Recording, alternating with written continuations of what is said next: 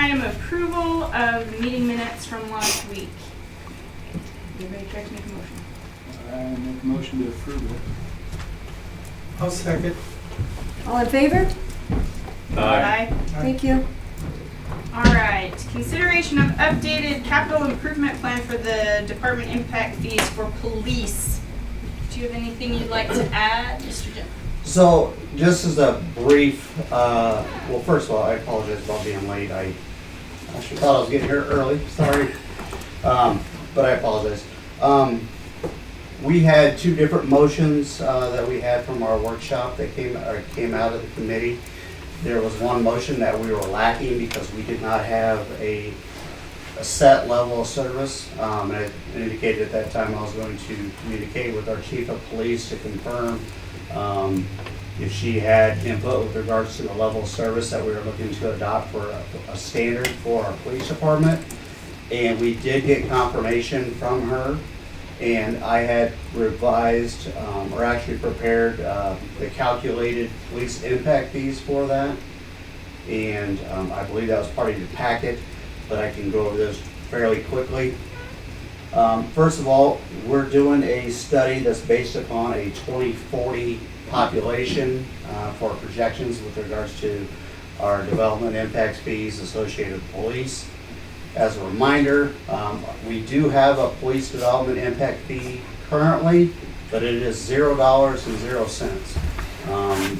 So that was set back in 2016, and now our police department is ready to start looking into collecting development impact fees again.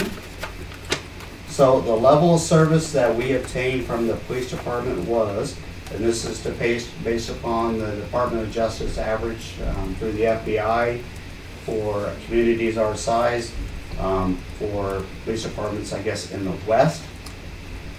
And the average is 1.8 full-time sworn police officers for every 1,000 residents.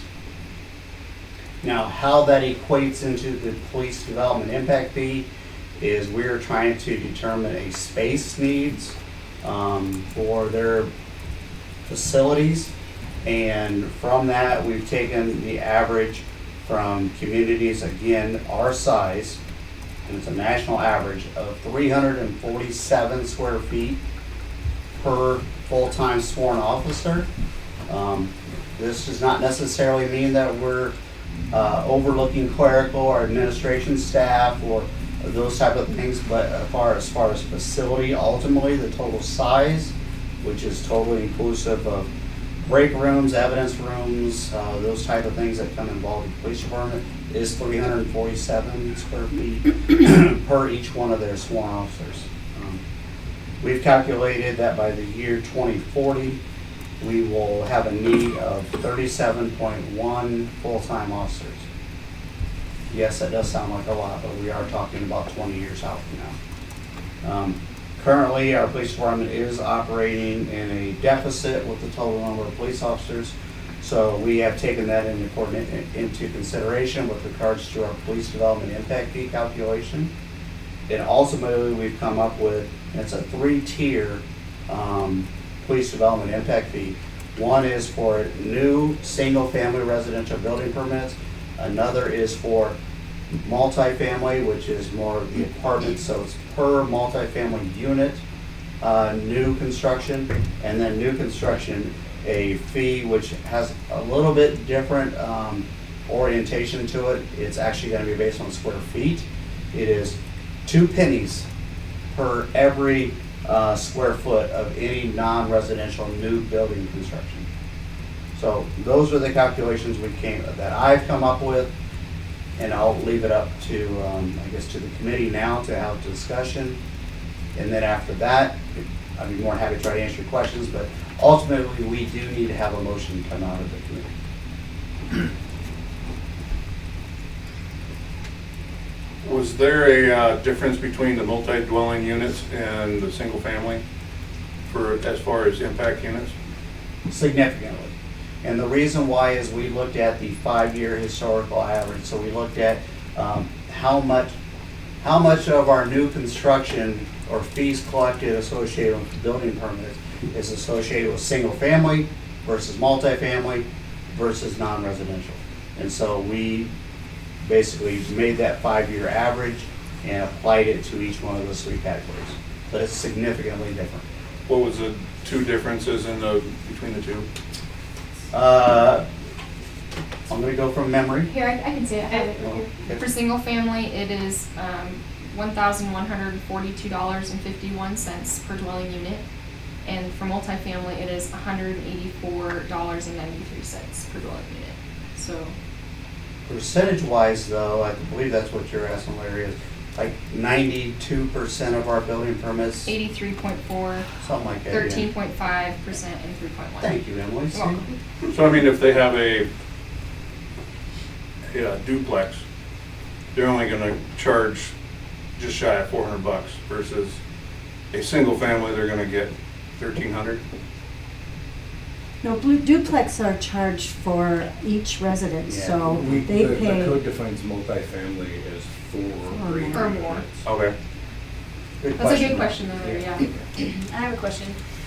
If this were not to get through, because impact fees are only used to offset the cost of certain things that have to be very specific, if that were to remain at 0 and we need to increase the police force in 10 years, that would come out of what? So the thing is that we're actually looking to increase is facility. So this doesn't pay for anything that has a life of less than 10 years. And it also doesn't pay for salary or benefits of any officers or any employees. So we're talking about hard building type, building structure. So the percentage per capita of officers is largely just to give us an idea for how big the facility is. Correct. Thanks. Yes, absolutely. And if it were not, if the payment for that facility were not to come through impact fees, what would that come through? Like, the city council have to increase taxes or something? Well, since it's fresh on everybody's minds here lately, it would probably come through possibly a levy or through the general fund. Which is funded by taxes. Yeah. Thank you. So, yeah, absolutely. Any other discussion? Questions?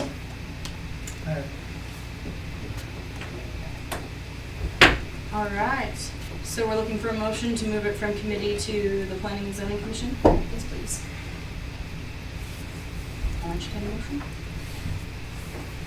Make a motion to put it before the planning and zoning for approval, pass it on to city council.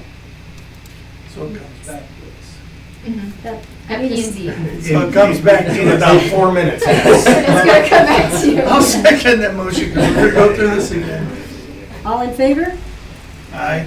Thank you. If you just said no, we'd have a hard time with the public hearing this. No. Okay, wait, I take issue with the wording. Are we approving that? We're recommending approval, in which case I don't know that I'm on board with that, but I do recommend to go to commission, to the planning and zoning. Well, the motion's been made and seconded, so you're just discussing or confirming? So I just say. You can ask Nick to So amend his it's moving motion. to us, I get that, From I understand to that. approval or disapproval for recommendation to the city council. Okay, but we'll discuss it again. Yep. Okay, Yes. fine. Adjourn? Oh, yes. This is my special hearing. All right, let's call to order the Planning and Zoning Committee Commission. All right. Would you like to roll call? Nick Burns, Here. Lacey Swab, Here. John Lamb, Here. Larry Vandenberg. Here. For the record, Nina Beasley is absent. Thank you. Will you please join us in the Pledge of Allegiance? I pledge allegiance to the flag of the United States of America and to the republic for which it stands, one nation, under God, indivisible, with liberty and justice for all.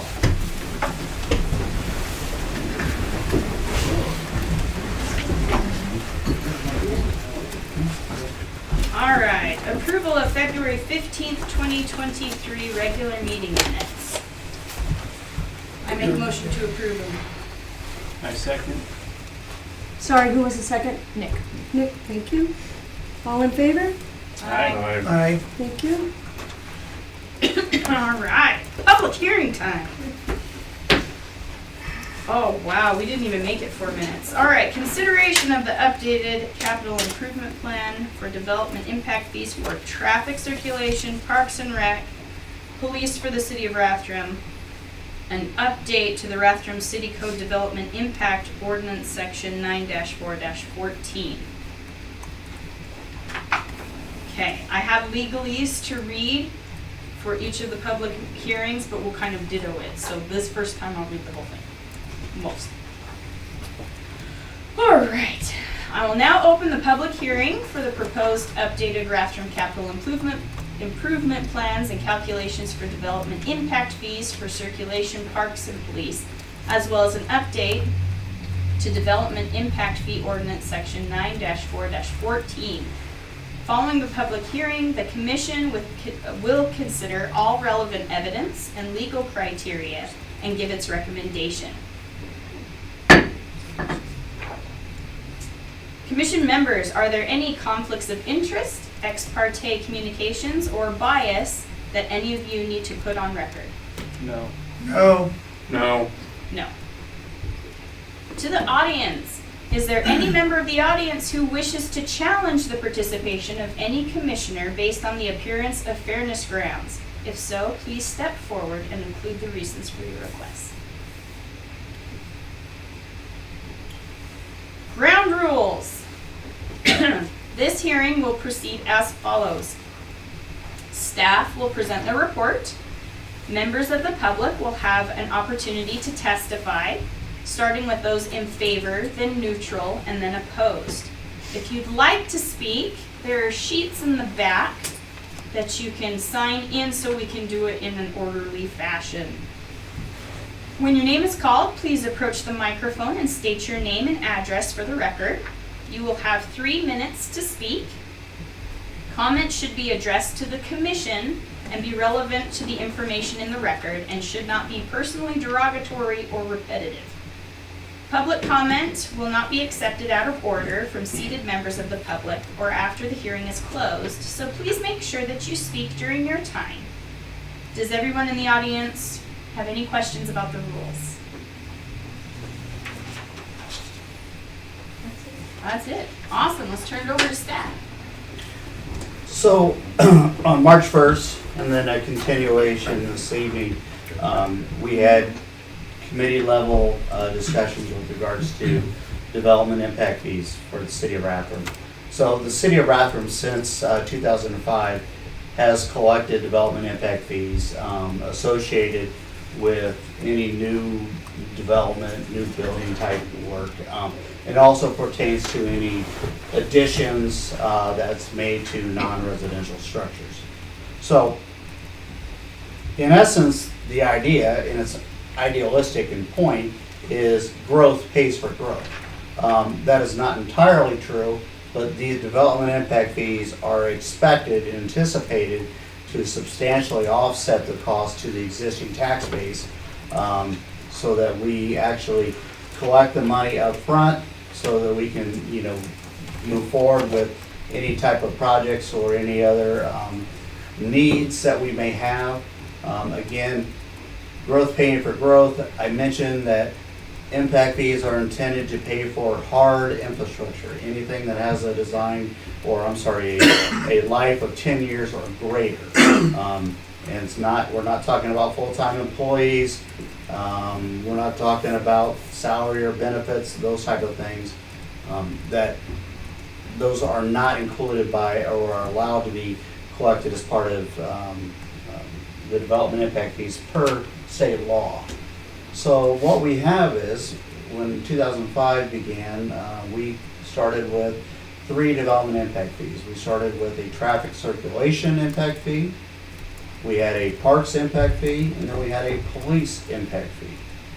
Since that time, we've made adjustments and corrections to those as we're required to do on a 5-year cycle.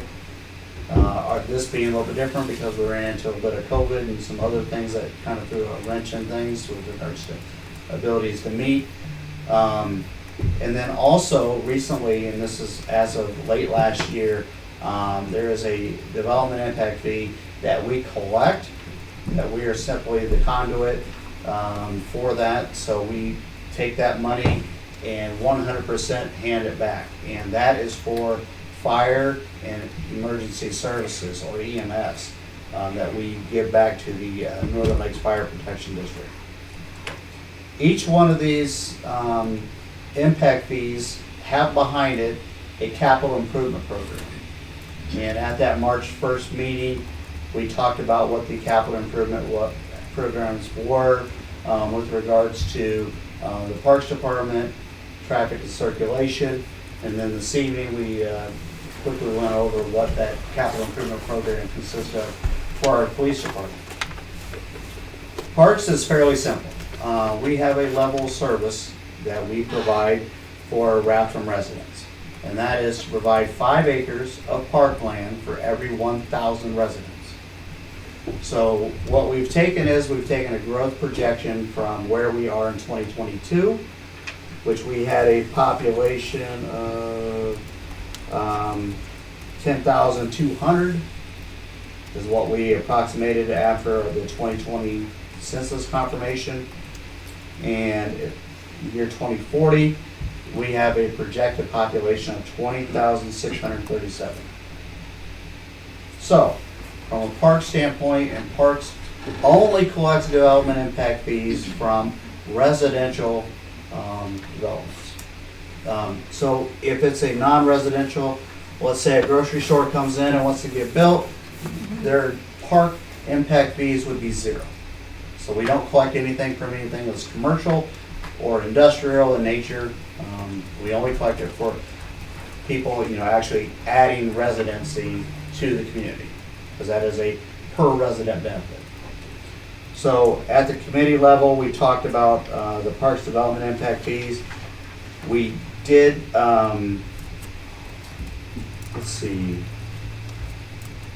came out of committee, I have it in front of me, it's our proposed fee based upon that level of service of 5 acres for every 1,000 square feet of residency. We've got a proposed fee of $1,995 per dwelling unit. Wait, that was parks? Yes, parks. That's not the number I have now. Just scroll down. Say that number again, please. $1,995.00 for every new single-family residential building permit that comes in. So it's page 14 of your packet, if you go to that. It's the bottom, the really small number that you have to open your eyes if you want to try to attempt to read it. Because I have down $2,081.02. We made Okay, so that was changed. We made an adjustment, and the adjustment was based upon what parks already had with regards to existing deficits. So, for instance, if we have a population of 10,200 now, then they need to have they're required to have 51 acres of parks today. So any acres they have shy of that, we can't pay for any of that with development impact fees for parks. So we ended up just updating those numbers based upon the 2022 level. So that's the small difference. Thank you. Keep going, sorry. So that's the parks. Police, you've heard the police part of it. The traffic circulation impact fee.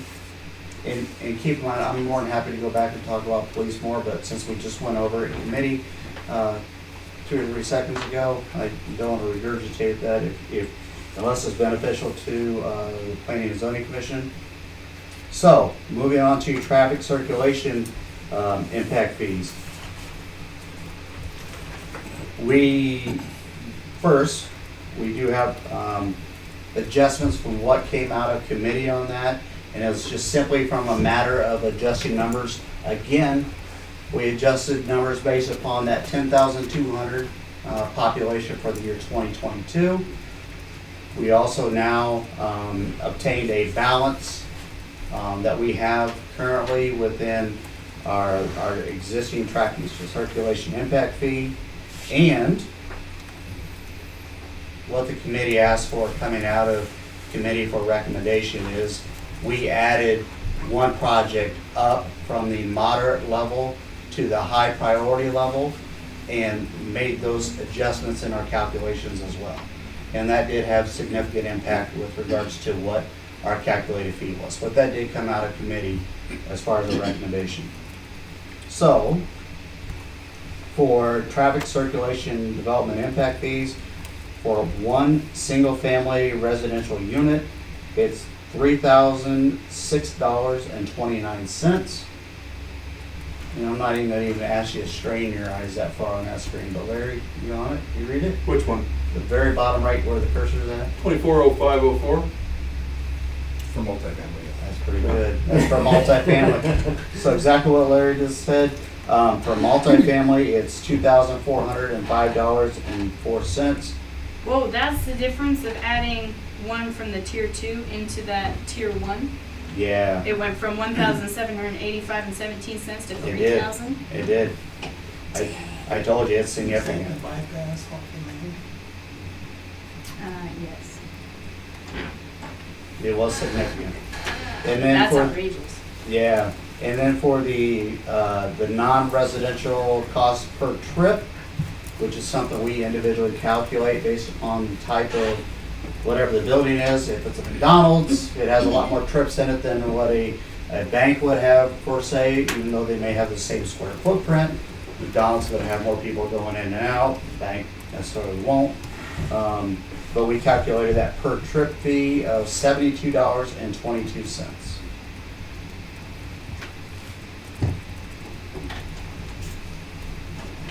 So, those are the revised calculations that came out of committee. And with that, that's kind of my spiel, so.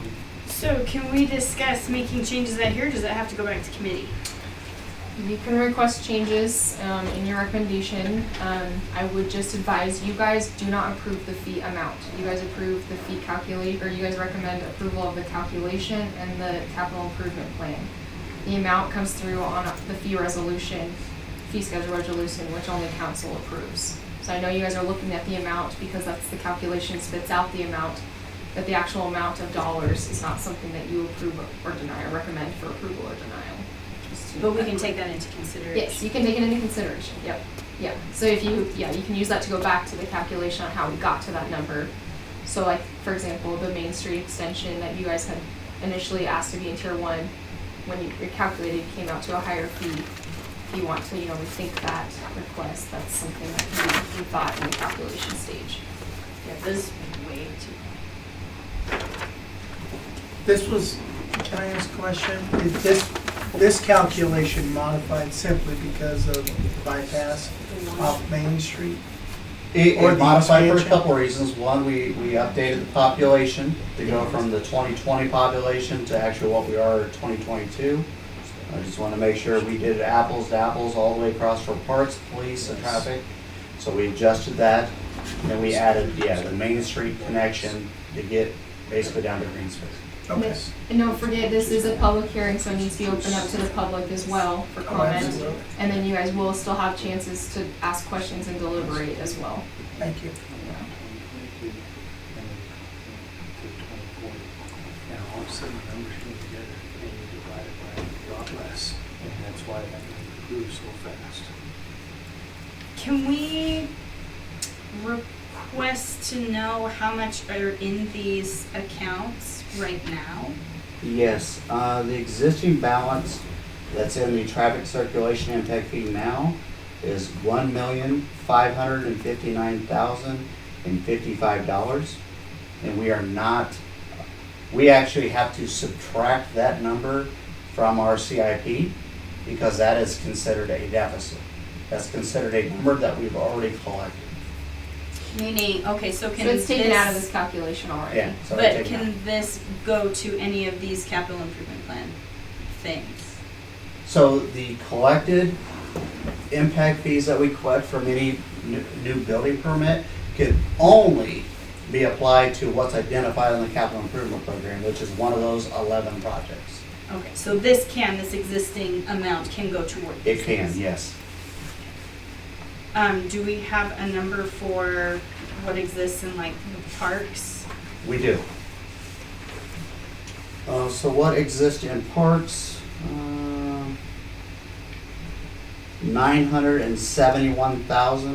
$971,254.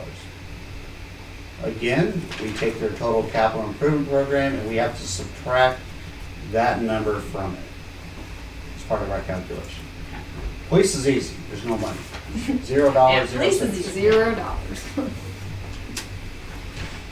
All right. Is there anything else from staff, or we're just firing questions at you now? Just as long as you open it up to the public at some Oh, point that's for right. comment. Public. Oh, yay! My favorite part. Maybe. Don't ruin it for me. All right. Let's turn it over to members of the public. Let's start with those in favor. Do we have any in favor that would like to? You don't have to come to the mic either if you'd like to write it down. We will accept those now. Any in favor? Any neutral? Any opposed? Still my favorite part. Okay. So not much for me to deliberate, but if you have questions, I'm sitting for it. So accessible. You can close the public hearing now if you'd like. Public hearing closed. Thank you. You're welcome, everybody. All right. So what's the grand total, all three? An arm and a leg and a kidney. Roughly 7. I think these are too high. On top of the, well, so relative, everything's too high. I think this is too high. It's too much. I think we should nix. We should nix the tier 2 back, or the main Quittle Greens Ferry back to tier 2 and get that off of that calculation. Can we pull more than that off of the tier 1? You can make recommendations, yet certainly. You're just gonna rob Peter to pay Paul. It doesn't actually come off. It's because it's always gonna be there, right? It just makes it a Lacey, on priority. that, what we Yeah. try to do is we try to, as best as our crystal ball will allow us, identify projects that we envision possibly happening within the next 5-10 years. And that's how we hire those. Because we redo this every 5 years by law. So we just we try to figure out which projects we can do within the next 5-ish years. That's just, okay, so this is just a choose your own adventure list, right? Because there's no way we're getting through 11 tier 1 high priority projects within Hard telling. 5 years. I mean, It's potentially, quite if we're doing like 2 to 3 projects this summer, Yeah, it's quite possible. we can. Okay, so in the last 5 years, have we met X amount of projects that were laid out in the previous 5 years No, deliberations? some of those are repeat appearances on this list. Okay, so is there kind of an idea of how many of those, if there was a, I don't have a previous list to compare that to. I just have what's before me, what is current. So recollection-wise, you had 41 in Lancaster, that was on it, and it's been constructed, it's almost complete. 53 Meyer was on there, which is complete. Bakelmeyer, that's been an ongoing federal aid project that starts construction Monday, so good times ahead coming this week. And those were all solely paid by impact Not fees? solely, but predominantly paid for by collected development impact fees. Keep in mind, if we don't use development impact fees, we have to return them to the folks that paid. So we have to obligate or, turn over that money that's collected. So it assures that what we're doing is we're actually collecting money and spending it in accordance with what the community would expect us to do. And it doesn't necessarily put a damper on the developer, because we're not going out and saying, hey, K-Tech, you can't build a new K-Tech until you improve Highway 41 Lancaster intersection, which probably would have killed that project entirely. So impact fees actually was probably more of a savior in that standpoint, because if we had asked K-Tech to add, $4 million more onto their building, guess what, there probably would be no K-Tech today. So from that, we collect a smaller portion that we can apply to a project that is, our city council and mayor considers to be the higher priority. So remind me, what is the impact fee for a commercial development like K-Tech? Did we even talk about that? Is there an impact fee for? Yes, there is. There's no parks, and police was pretty easy because it was zero. So the only impact fee they paid was traffic circulation impact fees, and I don't know that number off the top of my head. So we have to look at it as a school institution. We have to look at the square footage, and then we calculate the number of trips on a daily basis coming in and out of that facility. So is that comparable to what is charged for a single family home? No, it's significantly higher. Significantly. Thank you. Our fee schedule. A fee schedule says the current impact fee for non-residential ADT is $37.43. Yep, correct. 30. Okay, and what is it compared to what's being presented? What's being presented is $72.22. If you were to remove Main Street, it would go down to $59.88. So You're basically doubling each of still the going up. the proposed calculation in front of you is doubling sort of our current fees. But that project was supposed to be done 20 years ago when they Which closed the extension of Main. Oh, yeah. When they closed the other street, and they closed the sledding hill downtown. It was supposed to tie on to Greens Ferry, and then there was supposed to be a light put on there. That's been at least 20 years. I don't know if it's been at least, but it's definitely been more than 15. Ever since I've lived here, so. There you go. Kevin, when you guys So it's put over these high 20. priority, in your transportation plan, didn't you do levels of at grade letter D, and then you take Yeah, the we- worst grade letters and you put them as our And highest if we had a priority? level of service in our road network now that was below what our adopted level of service is, we couldn't put that project into our CIP. Because that's a deficit. It'd be a deficit Okay. or deficiency, yes. Because that intersection is like a half minute. Which one? Mill and 53? Yeah, that we could not fund through development impact fees because it's already failed. Correct. But the extension, which would relieve pressure over here, so you at least get up through here, instead of driving clear around through town, which would relieve more pressure downtown, so. Yes, Larry, that's exactly why it appears. Did you guys have other questions, Nick, Lacey? Do you have other questions? Okay. I would like to move some of these tier 1 projects down, because it doesn't mean that they're off of the capital improvement plan, but for city council's future calculation, I would like them off. I just don't see them as realistic and necessary. And that's fine, but keep in mind, this is one of those things that did come out of committee, so, as far as recommending, but now you're recommending again, so. That's what I would like to see.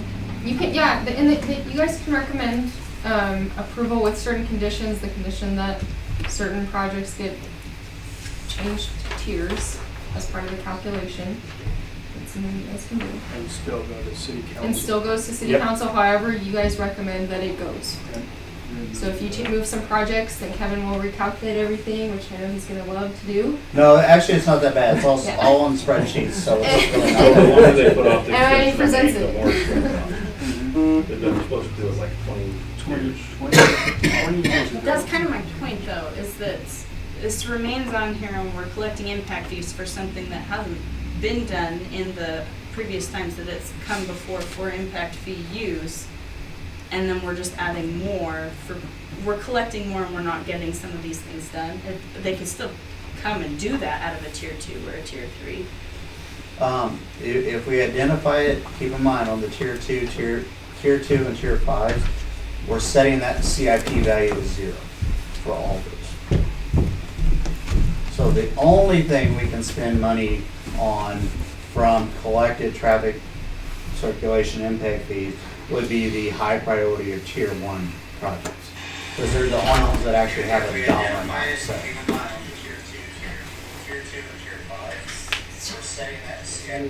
You echo. By trying to move around. Today. I consider understand that. myself. Some of our some citizen frustrations come from the fact that impact fees are not used for maintenance, they're only used for new projects. Only for expansion, yes. So we can only, for instance, I can't go out, and as much as people would like for it, I can't go out and repave Meyer Road and use development impact fees. I can't. I can't make the surface black and say, hey, I'm going to use development impact fees. If I were to add turn lanes, or if I were to add travel lanes to a roadway segment, I can only pay for what we're expanding. I can't pay for what's existing on the roadway. I don't like to see it that high. If it were up to me, I would say, let's concentrate on. No, but you're asking the right questions, because you can see it. There's certainly a balancing act. You're Yes. absolutely right. I go through it all the time when we do development impact fees. Just make a recommendation to pull it back down to tier 2. That would drop it, but it's still gonna be more than 1785.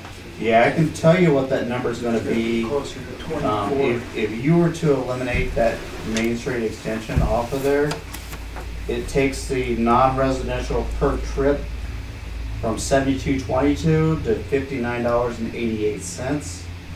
And for a single-family residential unit, it would take it from $3,006.29 to $2,492.75.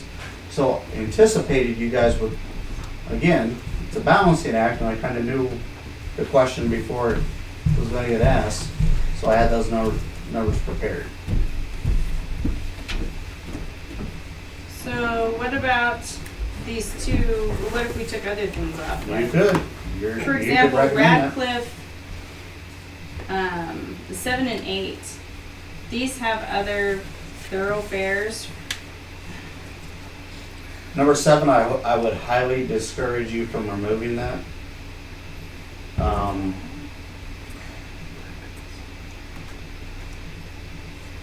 8, I would leave any other project other than probably number 7. Well, keep in mind, I'm recommending all of those for tier 1, so it's hard for me to recommend against myself. But 7, I would highly encourage you not to remove that. Okay, what would you recommend? Okay, so back up though. Whatever we remove from tier 1 and say it sits in tier 2, and it comes time to spend impact fee monies on a project, there's no reason you can't reach down to tier 2 to do. Yeah, there is a reason And why you I have couldn't. to do tier 1 Yeah, first. because Because that's what we're collecting Yeah. dollars for. Yeah, correct. So basically, tier 2 through tier 5, all those values are going to be set to 0.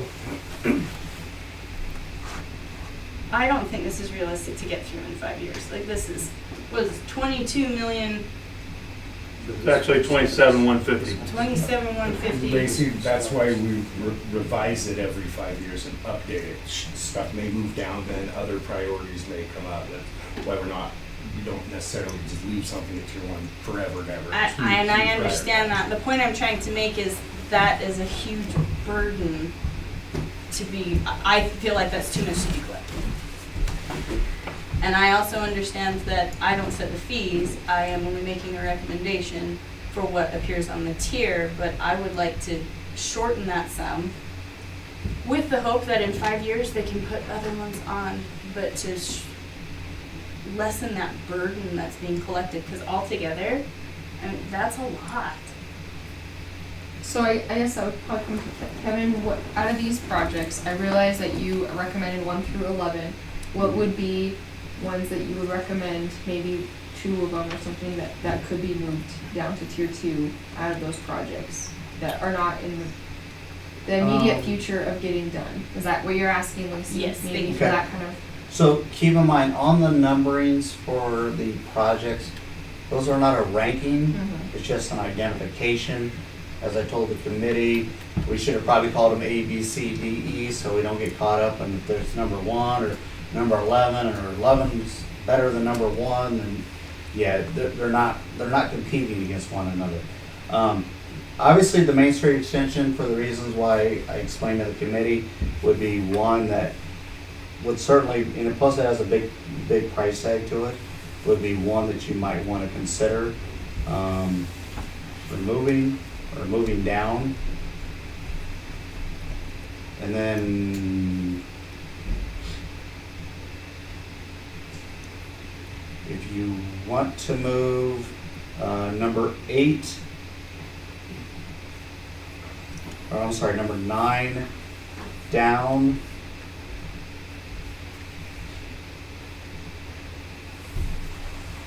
And then I think we can move number 6 down.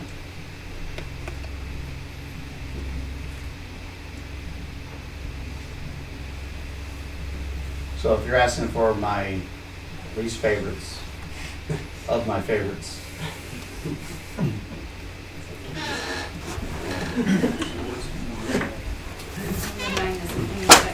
I can't tell you what those numbers are gonna be off the top of my head, but That's not gonna be a problem until the complex is out there, which is gonna be done. so 6, 9, and 12 is what you recommend then? yes.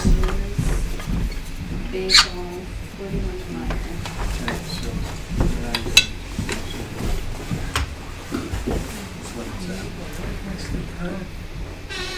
current taking, the extension, current taking the extension out is $495. Taking those 2 off, they'll drop it to approximately 2,000. Guys, make sure you speak up because this public hearing, they need to hear what you're saying. Please. Why, No more public hearing. Hearing's closed. Well, that's true. So help me.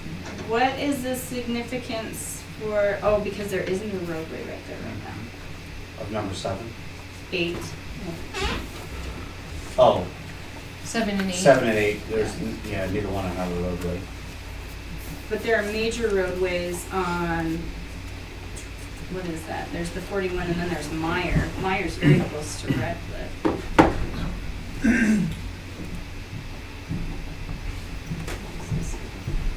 We have Meyer at 41. It's,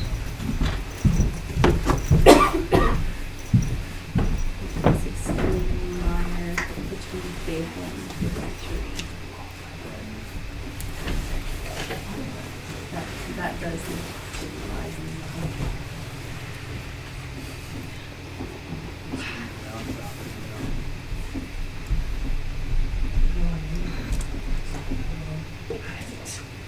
Radcliffe between Majestic and Majestic. Majestic and Lancaster. I mean, there's not even development there. But that's part of the what we take into consideration is the fact that it could be developed, and that's, And he said this is not directly the list of how it's getting done. I understand that. I understand that. I'm thinking of what can be next, though. That is, North Idaho is all about a little less government, right? And I like that. I believe in that. I don't want to be a glorified HOA. I think this impact fee is too high. so you guys need to focus on the projects. If Kevin is telling you that 9 of these projects are very possibly could be done in the next 5 years, and these are the ones we need to take into consideration, I highly recommend taking his recommendation at heart and not necessarily looking at the total fee, but looking at the projects that the city needs to be able to complete or can complete in the next 5 years. I make a recommendation to remove projects 7, 8, and 9, and the main Coeur d'Alene Greens Ferry off of Tier 1 for the capital improvement.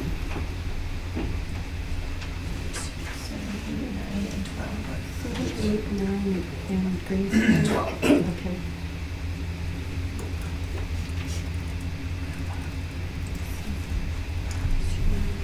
Tier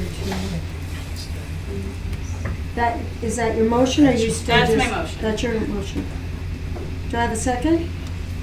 So, let's back up real quick, just to make sure I'm clear on this. We're talking about parks, police, and traffic circulation, so are we talking about, Can we do that in 3 motions, or you want them all in one? You'll need one motion for all of it, and then you put your conditions at the end. yeah, So you'll say, I move, like, for example, I move to recommend approval of the capital improvement plans and calculations to council with the conditions of, and then for the circulation CIP, remove the 7, 8, 9, 12 to tier 2. Like that would be, for example. Okay. I recommend to approve the capital improvements plan and impact fees to city council with the following conditions. Removing projects 7, 8, 9, and 12 of the capital improvement plan for the traffic from tier 1. And I recommend keeping parks impact fee as is. And approving police impact fee as requested. That's a mouthful, that's a lot. That is a lot. so, forgive me on this, the parks, when you say keep it as is as is per Not calculation? increasing, As presented? As per- no, Oh. as, without. As is current. As is Oh. current. So you're recommending denial of the CIP for parks and denial of the CIP for police? No, I'm okay with Police that. You're okay with fine. police, so I'm you're okay just, with okay, so you're recommending denial of this, of the parks? Yes. Okay.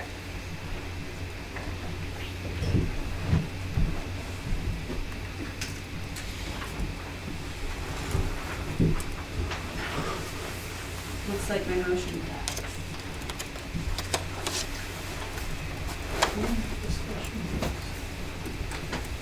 We are now again. We gotta look at empty land and developers and stuff. You know, I see the intersection, Greens Ferry, I agree with 100%. The Radcliffe Nagel Vocal is gonna give another thoroughfare for the police department and school busing possibly, because they pick up students between both communities there.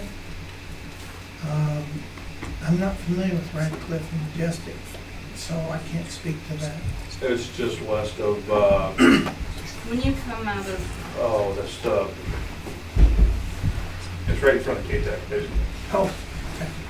That, Right. Radcliffe from Majestic to Lancaster is the western boundary of the future City Hall campus development. currently. So you almost come tie out into of your Radiant Lake, Majestic. it's just Or not Okay. Majestic, but Lancaster. right there. And this is the future city hall site, and Ratcliffe, that extension to Lancaster will be right there.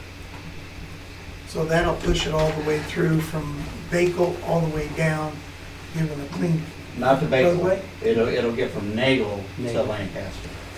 And there's a different segment that oh, okay. connects it up to Bakel Road. So eventually, if these two projects were approved, you'd have a full connection from Lancaster all the way up to Bakel? Yes. Okay.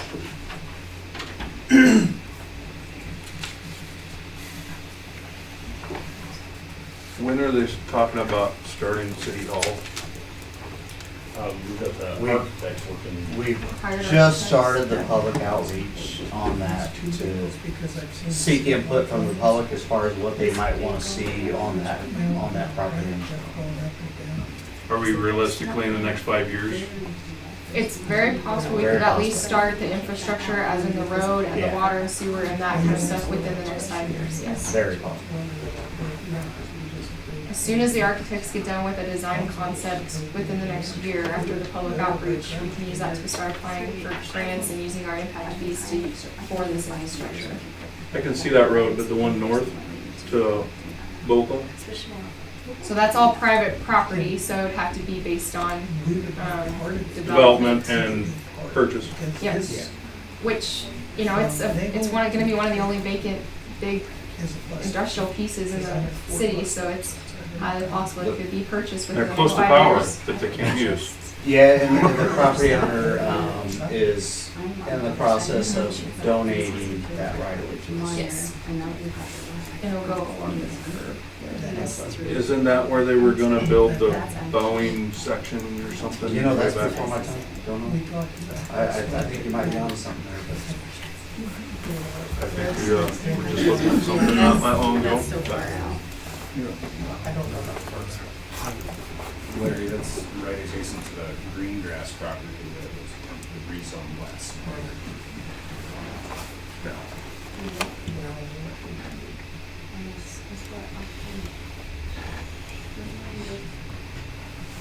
Well, y'all, nobody seconded my motion, you gotta make a motion then.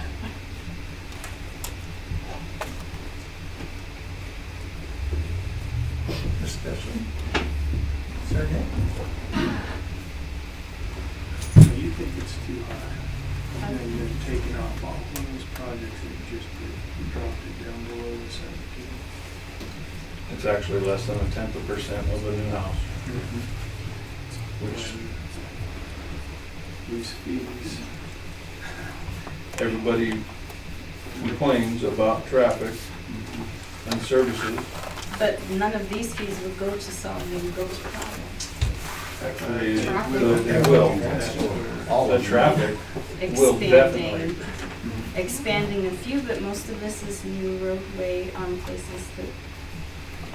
I'm It not relieves convinced. pressure off of, off of like, other roads. Yeah. the main extension will relieve most of the pressure out of town of people coming from the Main east side to the west extension, side. which one?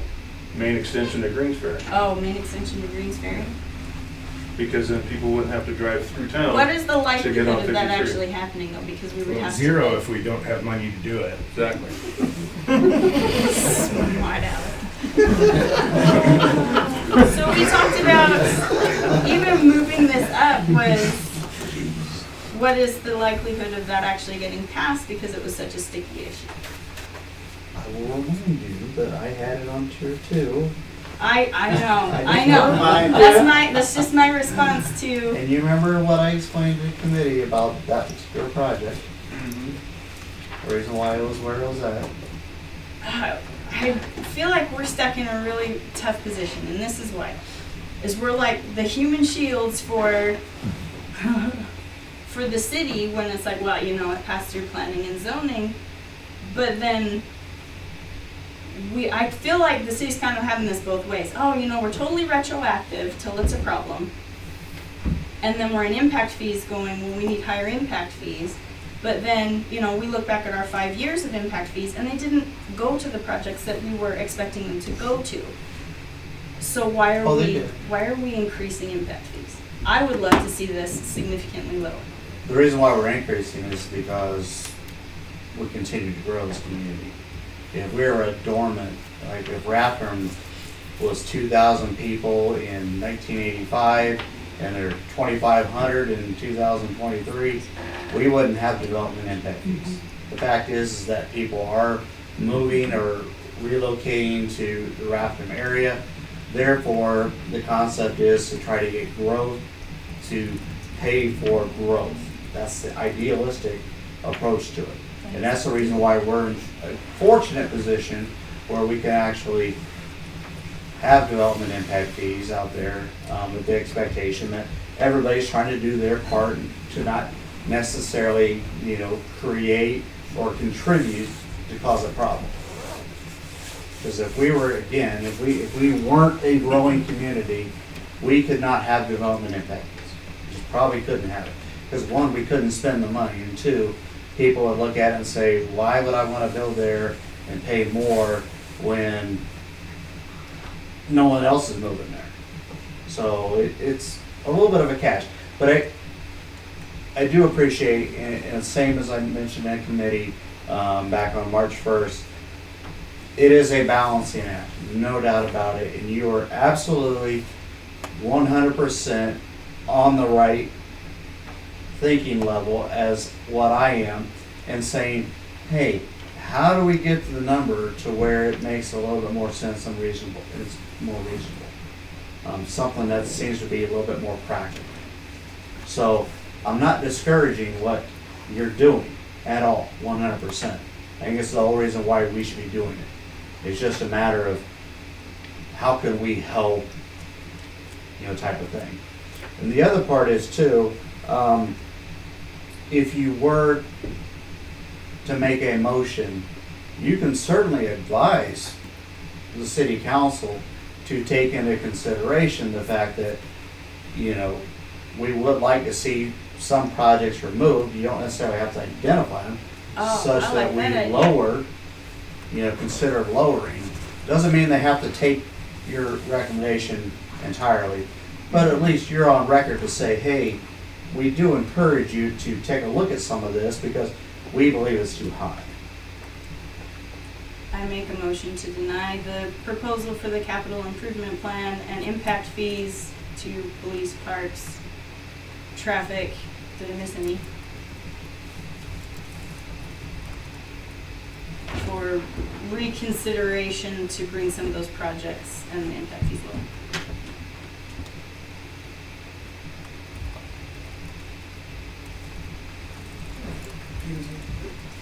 I'm a little confused too. I'm confused on that. So the motion Can you redo is- your motion? Please. Can we do these in 3 separate? That is like, because we're discussing like all of these things. How about this? Whatever gets us across the finish line, I think I'd be okay. I have one quick question before we get a motion here. So when you had impact fees on the last segment of your tier 1, Mhm. do you have a percentage of what was accomplished based on those impact fees that you Not off the received? top of my head, no. But yeah, I definitely have a list. I created a list, so I could definitely find Would you that say out. more than 70% of them got done? I'd say more than half. Okay, that's good, fair enough. I make a motion to recommend that the impact fees be presented in front of city council and approved, with the condition that 6, 9, and 12 be removed from tier 1 and placed in tier 2, and approval of parks and police funding under the new numbers. That's 6, 9, and 11. Well, No, it Six, nine, 12. no, he's right, 12, because this Oh, one we was up added here. it, okay. Yeah. I would second that motion. You guys are good with the ordinance as well? That was part of that. It was a really small amendment. It was just saying, because right now we reference the report, the old report from 2016 in our development fee ordinance. So this would just update it to this report. That's all the ordinance said. Yes. Okay. I do. Recommend Yeah, approval. thank you. Let's do a roll call just so we're Could clear. you repeat the motion so we've got it? Nope. Nick made a motion. Nick made a motion to recommend approval to City Council of the presented CIPs and calculations and ordinance amendment with the condition of the removal of 6, 9, and 12 from tier 1 to tier 2. Okay. Is that accurate? Yes. And I second it. And John second, yeah, thank you. So Nick, Yes. Lacy, No. John, Yes. Larry. No. I'll put back in the row. Okay, motion fails.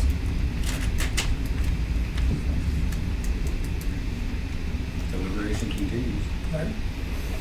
I make a motion for the recommended approval of the capital improvement impact fees with city council to look at the number of the the figures, the amount to be lowered per residential unit, and for the multifamily to be increased to equal out, to be based the same.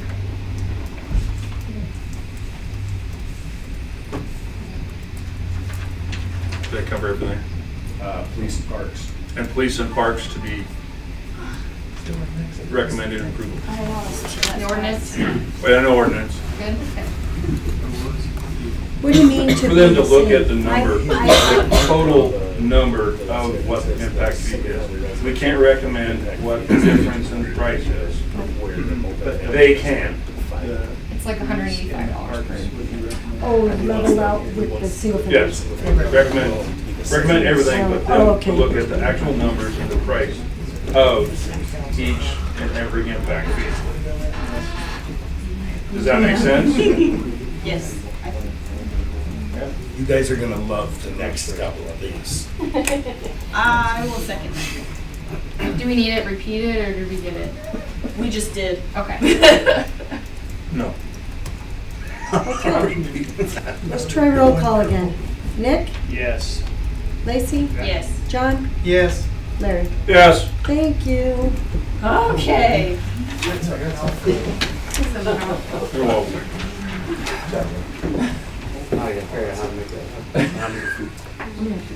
I got it.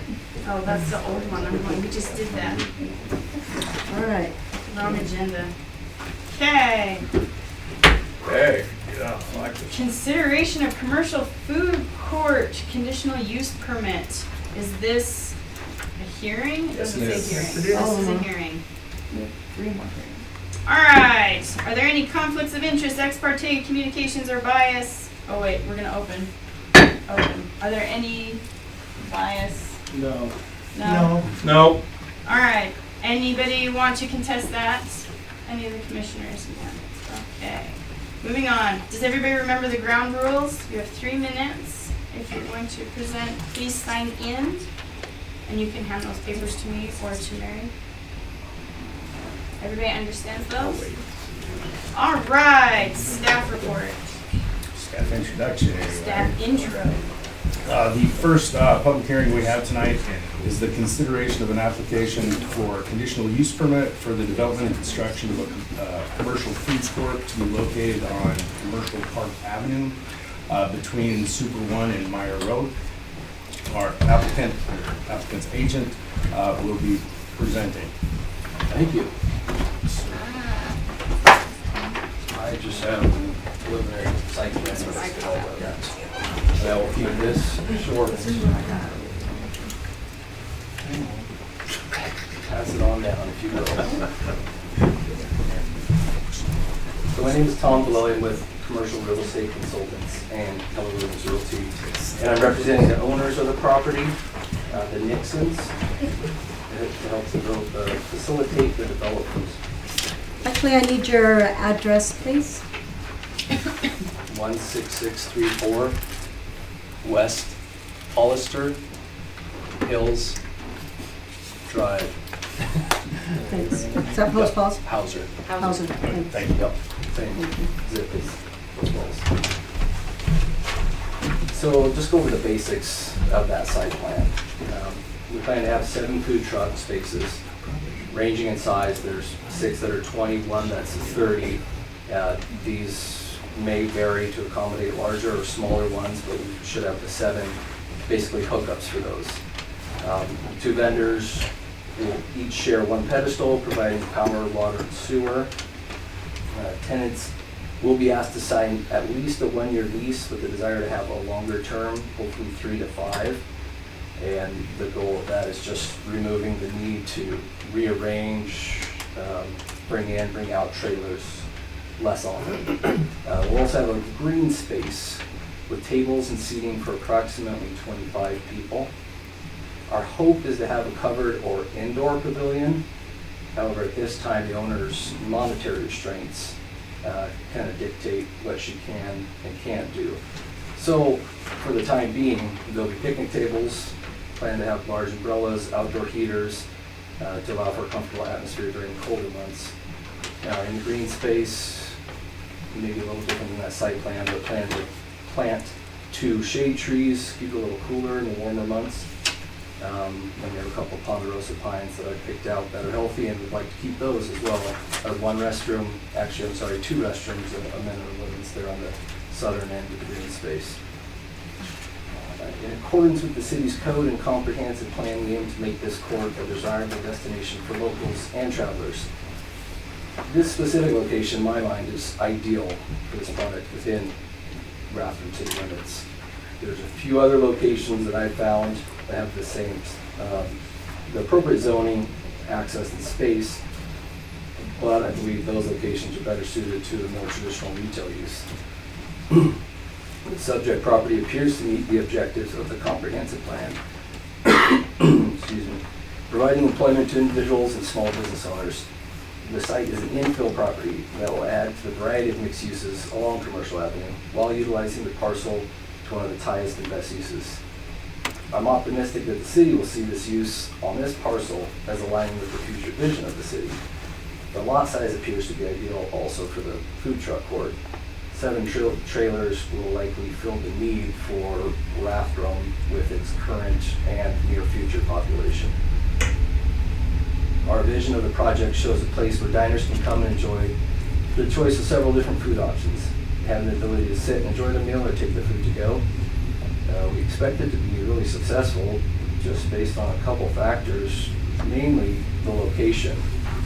The STEM school in particular has a huge amount of traffic during drop-off and pickup hours, and we hope to capitalize on that demographic. We target breakfast right after drop-off, which is 8 o'clock, and after pickup, which is 4 o'clock. I myself have 2 kids there, so I'm going to be using it, I'm sure, very often. Along with the local traffic, we see the opportunity to capture customers driving on Highway 53, north of Spokane, or sorry, north of Spokane, south of Spokane, and anyone traveling along Meyer. The proximity to the highway with a lighted intersection of Meyer will allow a quick, easy option for those travelers. Another factor is simply the lack of dining options that I see in Rathdrum. There are several really good establishments, but there's a lot of fast food or breakfast and lunch only. Again, the ability to have multiple other options should drive in a good amount of patrons. Although food trucks are quick serve establishments, they do typically provide a better quality product than fast food options. Another factor is the walking distance to allow foot traffic. There are quite a few rooftops in the Elk Rose and Legacy subdivisions that are within 5 to 15-minute walk. And while this may not appeal to everyone, there should be some neighbors that will see this location as walkable. As with most service industry establishments, the food court should bring in more people looking to utilize other Rathdrum businesses. And I often do the same, using services or in picking up a meal. So I'm very excited about this. I'm excited for Rathdrum to have different options for tourists and locals. I'm excited for the food truck owners. We have several that are really interested as their first spot or their second location. And I'm just excited as a consumer. And thank you. Thank you. To answer any questions.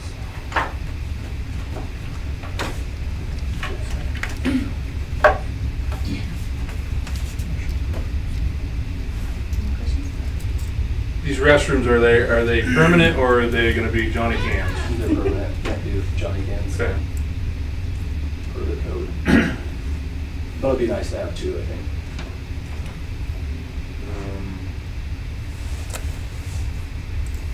And you think 23 parking stalls with 1 handicap's enough for 7 food trucks? That's yet to be seen. The code asked for 3, so we did put in a couple more. I know Commercial Park is congested with on-street parking, so we're really hoping to utilize as much off-street on the site so we don't clog it up anymore. Can you bring up the picture of actually where it is? If you let me do my presentation, we're going to see Okay. a whole bunch of that. Jumping ahead, sorry. Yeah, well, let me talk, man. Get on, Thank you very much. So this is my staff presentation on this conditional use permit application. You have my staff report, my comprehensive plan analysis and all supporting documents have been made available to you on the website. The address of this is 6512 Commercial Park Avenue.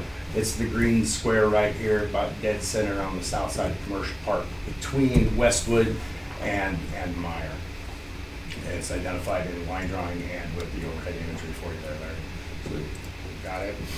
The property was annexed back in July of 1998 by Ordinance 399. All of the properties ordinance are annexed in that is Commercial Park Avenue on the south and north side, and all of it received a service or a highway service commercial zoning designation at the time of annexation. So that property has been sitting there vacant within city limits since 1998. So infill development is spectacular. We like to see it. Adjacent uses, through all of that garbage. Basically, everything that's developed on Commercial Parkway is already a commercial use in line with its zoning. To the south of the subject property, you do have that housing development, that multifamily housing development. Unfortunately, it doesn't receive any normal protections for residential use because that housing development is actually on commercial property. It is there by conditional use as well. So it is not subject to normal buffering requirements for residential property for commercial use. So rather than a 40-foot buffer that could be reduced to 20 feet, they get a 6-foot landscape buffer along that side, and they're still compliant. So adjacent uses, over at 1, we've got restaurants, 2 and 3 are vacant, 4 is a vet clinic, 5 is Perfection Tire, 6 is mixed retail, 7 is a stove shop, I think, or a daycare, and then the stove shop. The vacant property we're talking about, 9 is a diesel mechanic, and 10 is vacant, owned by Perfection Tire. And then we have that residential use to the south of the property. We need to establish, because it's a conditional use permit application, that it is a conditional use in the zoning district. There we have it, food courts, conditional in C2. Criteria for granting a conditional use permit. I'm going to jump from the top of the document in white to the bottom of it in black, which is my explanation of it. So 1, it constitutes conditional use as established in this title for the zoning district involved. Yep, we just saw that previously. 2, it's harmonious and with and in accord with the general objectives or any specific objectives of the comprehensive plan or this title. You have my comprehensive plan analysis. I found nothing that would disqualify it from use on this property. 3, we served adequately by essential public facilities and services. Water, sewer, fire, and police are already present, being served to the property and the adjacent ones. 4, will be designed, constructed, operated, and maintained to be harmonious and appropriate in appearance with the existing and intended character of the general vicinity. It is subject to all of our commercial design criteria. I'm not going to talk about the site plan that you saw because it hasn't been submitted for review. We have to get it allowed to be submitted by this process right. Will not create excessive additional requirements as to public cost for public facilities. I couldn't find anything that would qualify as that in the application. Will not involve uses, activities, process, materials, equipments, and conditions of operation that will be detrimental. Man, I cannot think of anything better than a pile of taco trucks, so I'm all for it. We'll have vehicular approaches to the property, which shall be so designed, etc. Again, this is subject to our design. It's a brand new build, so it will be built according to city standard. And then finally, it will not result in the destruction, loss, or damage of a natural, scenic, or historic feature of major importance. There are some old trees and some dirt on there, none of which have been designated as individual roads, so we also do not have to do that. My analysis is that it meets all of the requirements for a conditional use permit as well as meeting all of the general goals and policies of the comprehensive plan that are applicable. And that is it. All right, now it's time for the public. Let's start with comments in favor. Any neutral? Any opposed? Not opposed. Come on up. Please state your name and address for the record. Jeremy Kaufman. Address is 26505 North Rourke Road, Spirit Lake, Idaho. I'm the owner of Perfection Tire. And I don't know if any of you have ever driven down that road in the last 2 years between school hours and 7 o'clock, but you can barely pass between each other. I move multiple cars in and out of my parking lot daily to try and keep the road as open as possible. Another situation I'm having with this whole situation is 7 food trucks, 14 vehicles, because you need people to run those food trucks. So 28 spaces is not enough spaces. You've got employee parking that they need to take into consideration. This is a very narrow piece of property. I have 27 spaces, but my lot is twice as big. So that's The uses have different required parking. and I understand that. However, we were required to build a certain spec building when we built our building, and so was everybody else on that road was required to build a building. And in my aspect of thinking of that, we didn't build those buildings thinking they were going to put food trucks next to us. We were considering, oh yeah, they're going to put a printing building, or it could be a powder coating, any kind of commercial building, but it wasn't 7 different food trucks with 1 to 2 employees each, which is at least 7 different cars. So I'm not trying to tell you guys that we don't need a food court. We definitely need a food court. I think it's an absolutely spectacular idea. It's just not a big enough piece of property to put that size of food court in. Go by the food court on Prairie Avenue at noon, and there's cars up and down both sides of that road. You cannot pull into that food court, and their property is twice the size of what they're trying to do with the same. And there's only 8 food trucks there. And it's still a zoo. That road is, of course, when they were doing the new light on 41 or 53 in Meyer, everybody had to divert through there. That was the biggest mess I've ever seen. I mean, we were out there with cones, trying to cone off the road just to keep the safety of people walking on the road. I'm also thinking of the aspect of they're going to have food deliveries. Where are these trucks going to be parking while there's food getting delivered? Not all food trucks are going to be getting their food from Super One, or they have food trucks coming to deliver their food. We don't have, the road is not large enough to sustain that amount of traffic. It's a disaster. And everybody that's driven down that road between school hours to go to Super One, you can sit at that light for 10 minutes to go onto Highway 41, or you can sit on Commercial Park Avenue for 5 minutes when the school gets out, because it's so bottlenecked. And it's just, from a business aspect, it's hard for me to even get vehicles in and out of our parking lot when there's cars parked from my road all the way to Super One on both sides of the road, and then you've got vehicles trying to drive through there all the way to Super One. I counted 17 vehicles there the other day, just waiting to turn at 4 o'clock. And I sat in my parking lot for 9 minutes trying to take a left. I mean, it's too much. Granted, I believe we need a food court. It's just not the right facility. It's not the right piece of property. And that's all I have to say. Thank you. Can we get your paper there? Oh, you definitely We need it can. for our record. Thank you. You can kind of read it. Any others opposed?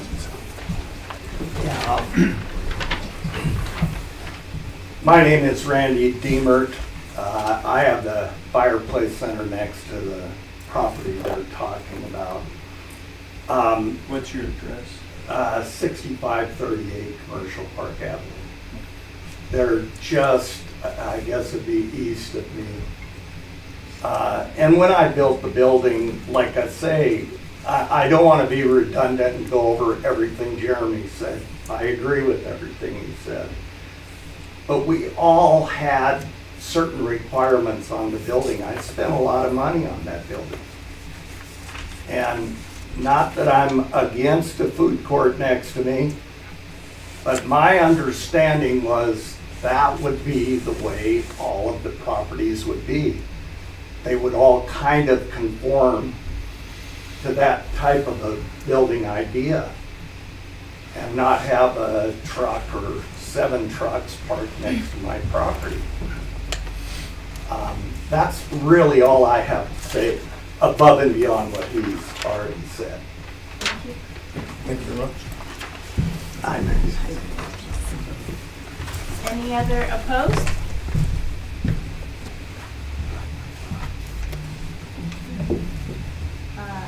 Would you like an opportunity to do like a rebuttal?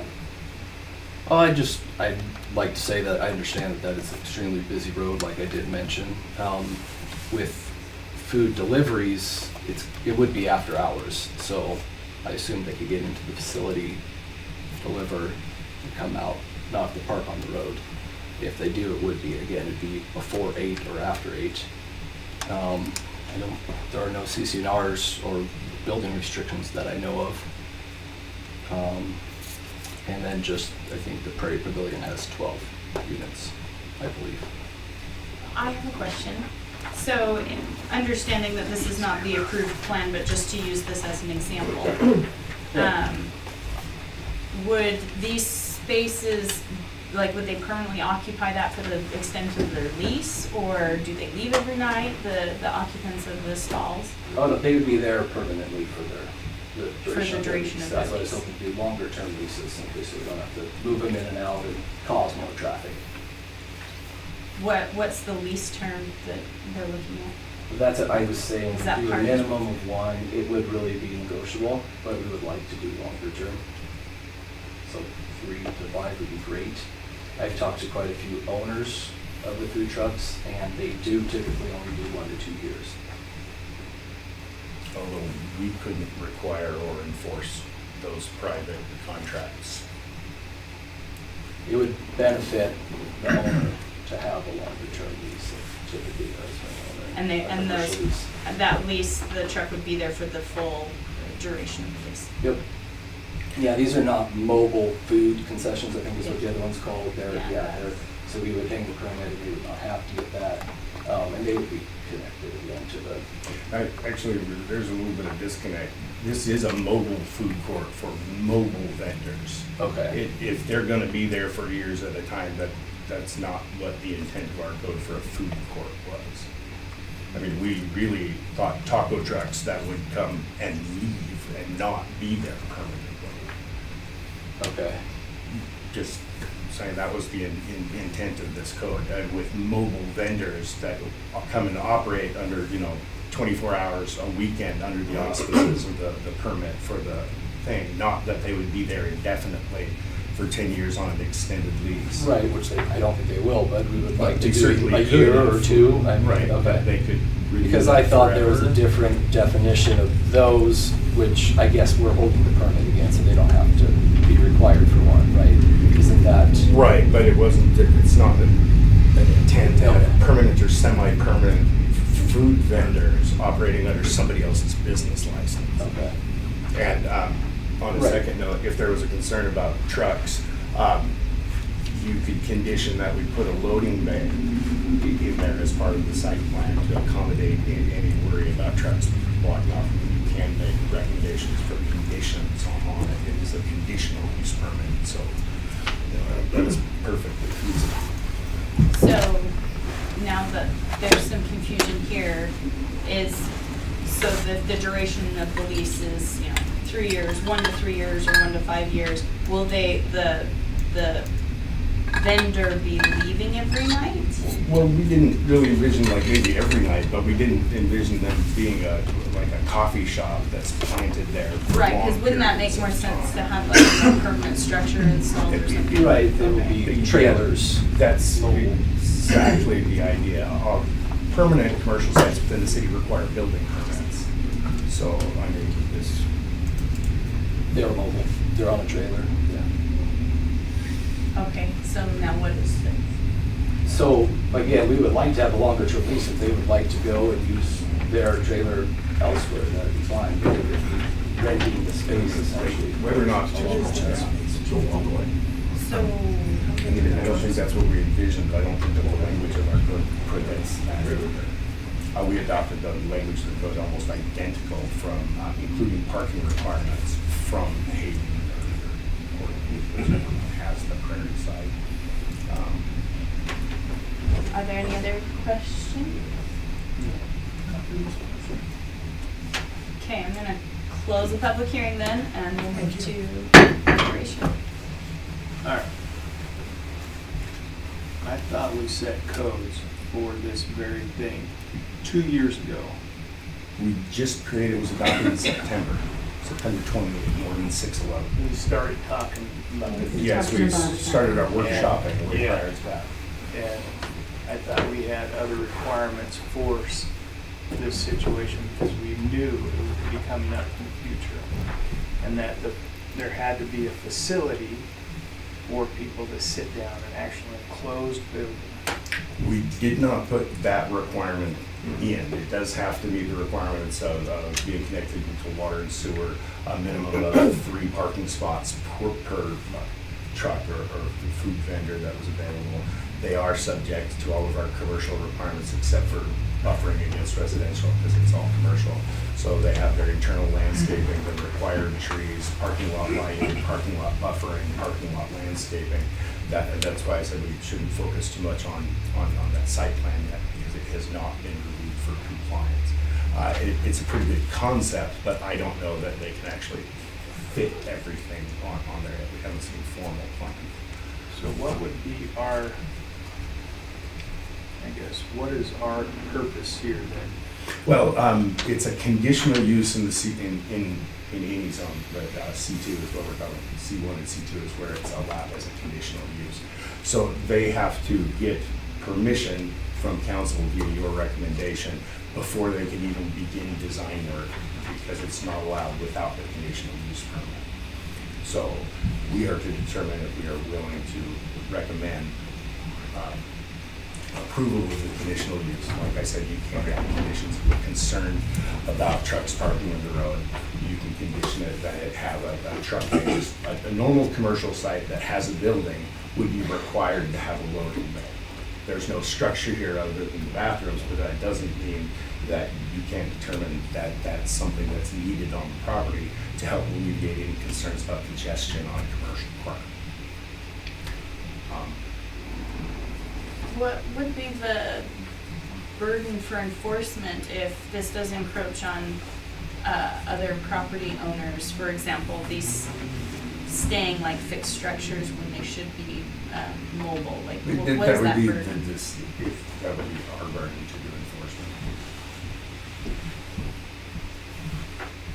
As would it would be our burden if they were staying open until 2 in the morning and causing delays. And the reports would come to us, we'd investigate and Rory would go down there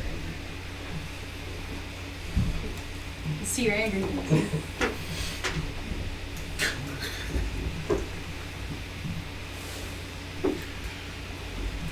I like the idea of the food trucks. I just don't think it's the right spot. The congestion in that area is ridiculous at best any time of the day. Coming through Super 1, and if you've ever had gone to the vet or Perfection Tire or anywhere else on that road, and you're gonna add 7 food trucks, and I've never seen a food truck work with one person. That's one vehicle per, that'd be 7. Unless they're ride sharing, which lives in North Idaho, more than likely you're not. So there's 14 rigs out of 23 spots. And How many does that leave? That leaves be on the side of the road. 9. So then on the side of the road, there's already congestion on that road. It's just not the right spot. I agree it's not, and that it's very small, but I'm hung up on the idea that is it our place to tell a property owner why they can't come up with their property? when it's a conditional use, kind of, yeah. Right? We have to make a determination. if I that- kind of meant in a philosophical sense. I Sorry. appreciate the condescension. No, there's none of that, unfortunately. We have to look at it. Does it meet the requirements of the code? Yes, it does.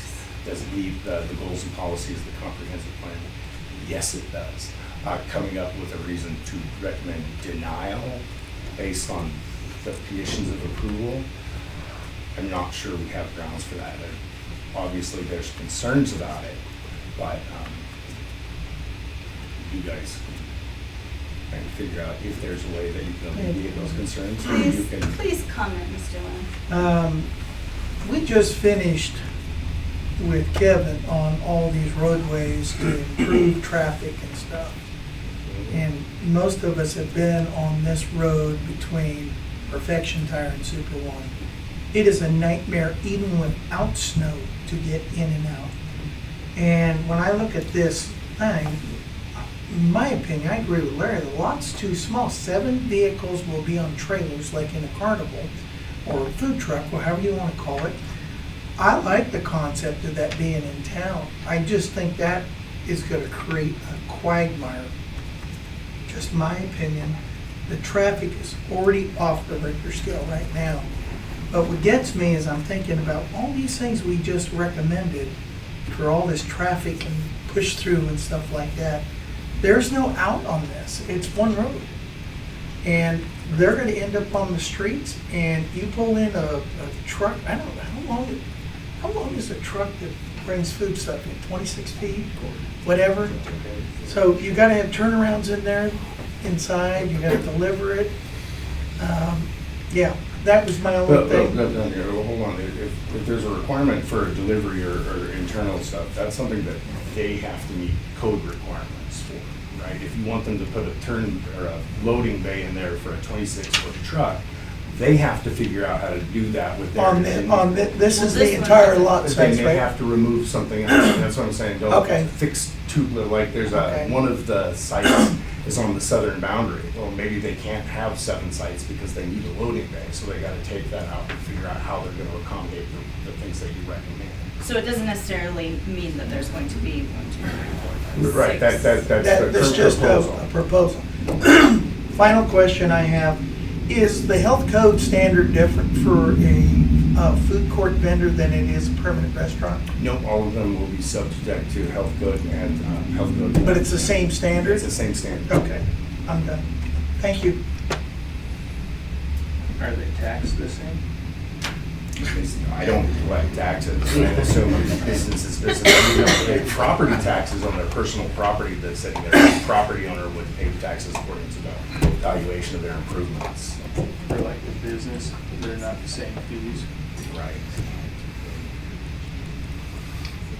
In a nutshell, based on everything they met, we have to recommend approve. You don't have to, but we need a really, really good reason why you're denying it. Say, although it appears to meet all of the statutory and comprehensive plan requirements, the commission has deep reservations about traffic congestion and parking on Commercial Parkway. And I'm not trying to put words in your mouth. Right.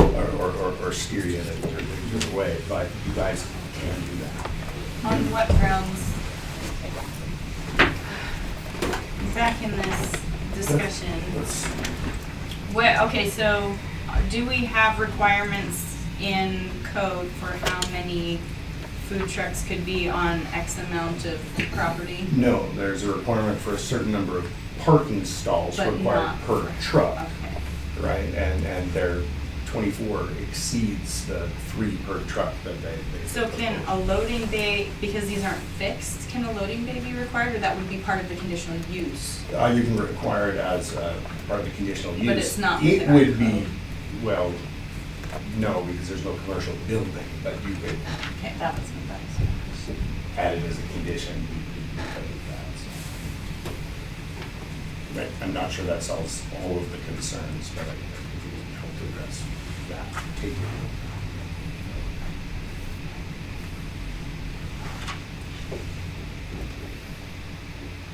Thoughts? Everything I've heard, you have to recommend it to go before city council. I mean, But you can make a recommendation that a traffic study be taken. And if it impedes on existing properties in any way, that we recommend it not pass. That's the only thing I can see. that would be a valid. Sounds like a motion. I make a motion for it to go before city council with a recommendation that a traffic study take place, and it includes any existing business that they think about denial. We gotta phrase that in a way that's a little clearer. We're gonna recommend denial unless a traffic study is done that proves that the Yes. impact isn't detrimental to adjacent property owners. Yes. And if it doesn't, can we put something in there about a loading area? Well, that Dedicated. will, they'll have to meet X, Y, and Z. This is just a picture, it'd be just a flower right now.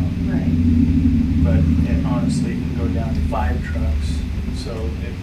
But it there's has enough zero parking. requirements in our code for a dedicated loading space. Right, unless So we there's would a have to building that's being specify loaded. that. I want to see that.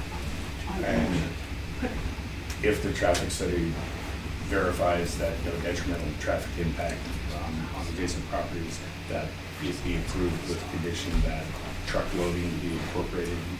I'm not trying to put in words. No, that's right, but you know legally how it has to be done. I second that.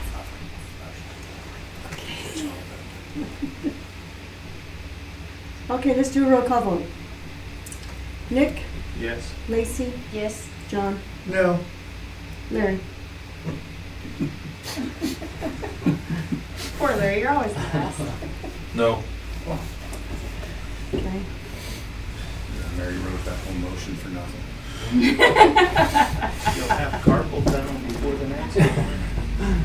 you do a road study. Well, motion dies. 2 years. And it doesn't tell you what the outcome will be. You do a road study right now, it'll tell you everything that you need to have. You should do a road study now on the traffic from the existing business that, because I don't know the last time anybody here has been on that road, it's tough to get through there. So the, That's You know what I'm what the saying? motion was for. You- It is, but you it's can not their also- responsibility though to, No, but it is our responsibility for the aesthetics and the flow of traffic to, if we're recommending something, that we gotta consider the other businesses and stuff they have. And I'll just speak from my perspective on, it's Perfection Tire, is that your company name? Yes, sir. That's the one on the corner, right? Yep.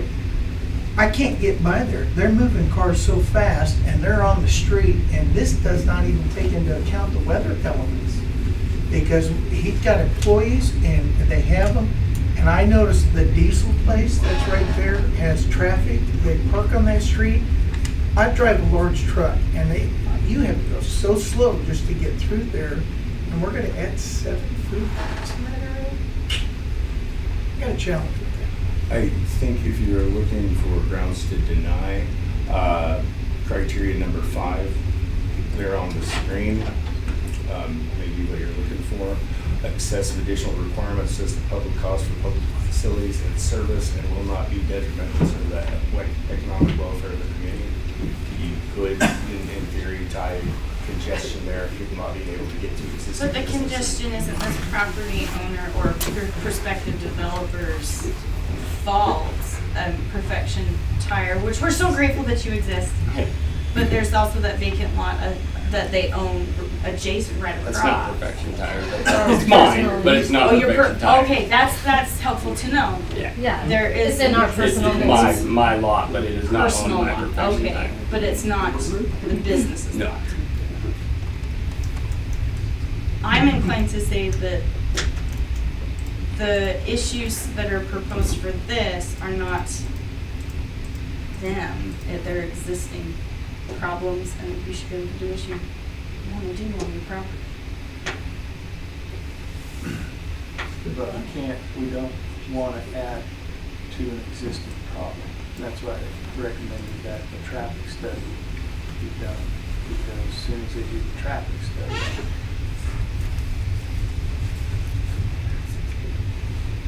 Can we recommend that be done prior to it coming to this committee on what the actual impact of this type of thing would be? it could be recommended Or to the to council the council, but then. prior it's up to them. anything? It's all up to them, obviously. Well, sure. I mean, you guys can only make the recommendation that the traffic Absolutely. study be done, you can go to council and they can require it as a condition without your recommendation. But if you feel that it's important, we'll probably put it in front of them, or, I think the commission is,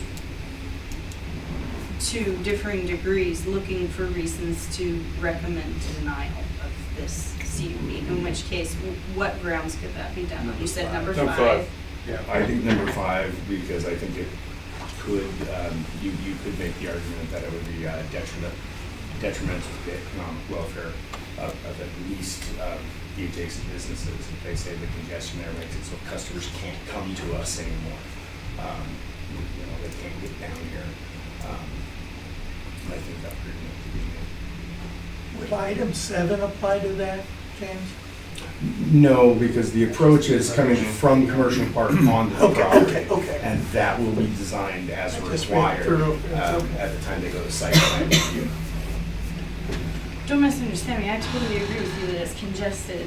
I just don't, my concern is I don't think we have the legal basis to deny it for them to develop it. in All such a we're way. doing is recommending or not recommending.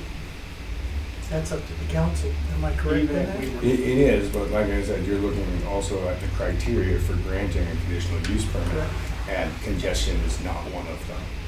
So So- I would make a motion to approve the CUP with the condition that a loading area be dedicated for the use of the trucks. And a traffic study. Apparently, for it to go a traffic study. To do what? I don't need the traffic study. I mean, just requiring a traffic study does nothing, right? They pay somebody to get a I make a traffic study, motion they to fulfill approve that. the CUP with the condition, make a recommendation for city council to approve the CUP with the condition that a dedicated loading space for the food trucks be included. That's the extent of my motion.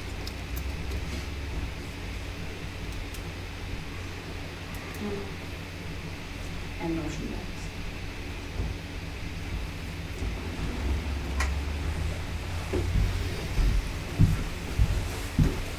All right. Why don't you make it?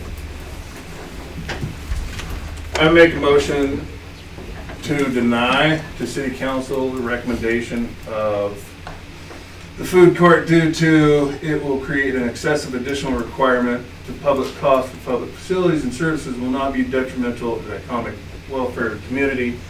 Because of that street, the additional traffic will just clog everything up in that area. I second. Nick Burns, Yes.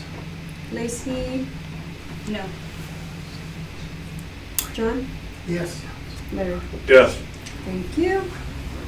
Oh, here's All right. Consideration of Joseph Storage Expansion, conditional use permit. All right. Yes, this project called Epic Storage by the developer at Joseph Storage in my notes, because that's just the last name of the applicant, so they're the same project. You'll see both of those. Is a conditional use permit for the expansion of a mini storage site. The site that's being expanded is actually under construction right now. In Ordinance 611, back on September 28th, we changed the use of mini storage on industrial properties from a permitted use to a conditional use, which means they didn't have to do this for the first part of their storage unit, but they are having to do it for the additional parcel that they are purchasing and wishing to expand on. Jeremy, you are up. Please give us your name and, Do I get a clicker or do I just say next slide? there you go. You fancy. Good evening, everyone. Jeremy Terzulli. I am a project coordinator with Olson Engineering located at 55 Cedar Street in Post Falls. I'm just going to do this aside. There's no actual microphone there, so it's just distraction. As James pointed out, started construction, Philip Joseph Family Trust started construction on the facility right there along Meyer Road. I think we were permitted back in July on this facility. It was by right use in the industrial zoning at that time. It's moved all the way through the design and approval phase and is under construction. With an anticipated completion date of July of this year. These units are all the 14 by 40 units that were intended for more of your boat and RV storage, sort of that wider storage facility so that somebody with an RV or boat in there can move around, do maintenance, cleaning, put your little parts department sticker on your boat every year, fill up tires on the trailer, that sort of thing. During construction of this, the property to the north became available. So that's this facility right here. Mr. Joseph was able to negotiate with that landowner and felt it would be a perfect expansion of your more traditional self-storage, those 10 by 10 units, 10 by 15s up to 10 by 25s on this site. So the darker squares on the bottom of the screen represent the drive aisles of the facility to the south that's currently under construction. And then this next slide shows the site and how they'll integrate. The more bottom of the screen is what's currently under construction. Is there a laser on this, James? It doesn't work very well, but That's yeah, it's fine. got one. All right, yeah, so you see the approach off of Meyer to the existing, nailed it. We're going to keep that approach as is with the parking to the office that's already gone vertical in construction. There'll be a gate further to the north, right there.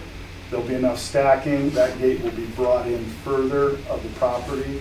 So the intent is to have two separate gates, all monitored from the currently under construction office space.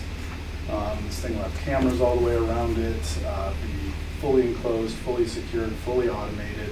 Sort of that more traditional self-storage will approach up to that new gate if approved.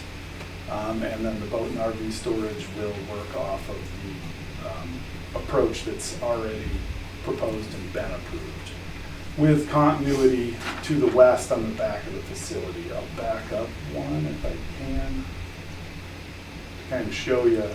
Originally, we had stormwater swales. We looked at the top of the screen. When we decided that that one came available and we could connect the two, you'll see sort of a reconfiguration of those drywall swales and connectivity ultimately resulting in that. The anticipation that this could be a storage facility that is completely serves needs of a lot of different storage types of users, from those larger units to the more traditional 10 by 20s, 10 by 10s.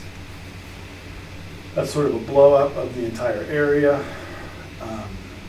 The reason I point that out is I believe in talking with James that the amendment to the code to require special use in the industrial zoning for this type of use, it's a little unconventional, but I understand the way that Rathdrum is sort of built out is that some of these industrial zones are basically adjacent to residential zoning, and that created a little bit of perhaps non-conformity with uses. So you can see this expansion is actually heading to additional industrial commercial uses and not encroaching further towards the residential. And I just brought up some bullet points here to lend support to this. Didn't want to be too redundant. I felt James's analysis was spot on. His comprehensive plan analysis was also well done. So the Institute of Transportation Engineers classifies self-storage as one of the lower traffic generating uses in the industrial or commercial zoning. There won't be a need for any additional facility or infrastructure to the facility. We're going to try to use that existing office with its current water and sewer connection. So it'll just be that approach off of Meyer, as well as expansion, dedication of the necessary right-of-way, sidewalks, street trees if required, and storm swales along the roadside. It's going to be a minimal impact to any emergency services with regard to police, fire, EMS. This thing, like I said, will be completely automated. It'll have early detection fire in all units as required by the fire protection district. In essence, no impact to any schools as it's not a residential use and won't be bringing any additional students to the schools. The use is compatible with the adjacent industrial uses. Very, very minimal impact with regard to nuisances. A little bit of light glare is about all you're going to see out of this place. Once people store their stuff in the storage facility, they don't really go in and out a whole lot, and so we won't see a lot of noise, fumes, and all the lights will have wall packs and down lighting. And again, the use was a by right use up until September of last year, so we felt it was a good compatible use. And with that, stand for any questions. Questions? Thank you. Thank you. All right, we'll open it for public comment. Not quite yet. Oh, sorry. I was just gonna cut you out. Oh, that's so pretty too. I know, I use pretty colors. You work so hard. Okay, this, as you probably know, is my little presentation for the Joseph Storage Expansion Conditional Use Permit application. As I mentioned, Epic Storage and Joseph Storage. Wait, I thought it was Epic. Right? So much confusion. It's an application for a CUP for the expansion of existing because it's under construction. The property was, well, let's start there. September 28th of last year, this was a use outright in the industrial zone. That's how the other portion of this was permitted. We created a new heavy industrial zone in that ordinance where this use is permitted outright, and we changed it to a conditional use here because we were trying, as Jim kind of touched on, shift these industrial uses away from residential and away from our highway frontages. So we'd like to have them set back. The zoning, the parcel is zoned industrial. It's been industrial since it was annexed in the Thayer annexation back in 1991. Again, infill development is a marvelous thing. We'd rather fill up what we got than bring in more properties. The surrounding uses, one is the site of Epic Storage, Joseph Storage, the site right now. Two over here is Sawyer Plumbing. This dirt part where the two is, they're actually in the construction of mini storage there as well. That project is Sawyer Storage. 3, 9, 8, 7, 6, 5, and 4 are all industrial uses. The other parcels are vacant. So it works pretty well here. And we've got adjacent mini storage facilities on two sides. So that's pretty awesome. What the heck does that say? I did not know why that says automotive and truck manufacturing because that is definitely not right. But it is a conditional use in the industrial zone, I swear. It does meet all of the requirements, the statutory requirements for a conditional use permit, and using my comp plan analysis as well. It ties into the general goals and objectives as listed that are pertinent for here. I didn't find anything in my analysis of the code or the comp plan that would make this objectable. That's all I've got for now. Thank you. Any questions for him? Oh, let's open it up for public comment. Any who would like to have comment in favor? Any neutral? Any opposed? Okay. Education, they're dotting i's, crossing t's because they had it before and now we changed our code a little bit. They're just trying to make sure everything's go. Yep. So I'd like Do it, Larry. make a motion. I'd like to make a motion to recommend the approval to City Council of the conditional use permit for the mini stores. I'll second. As presented. I second. Okay, roll call. Nick, Yes. Lacy, Yes. John, Yes. Mary. Aye. Thank you.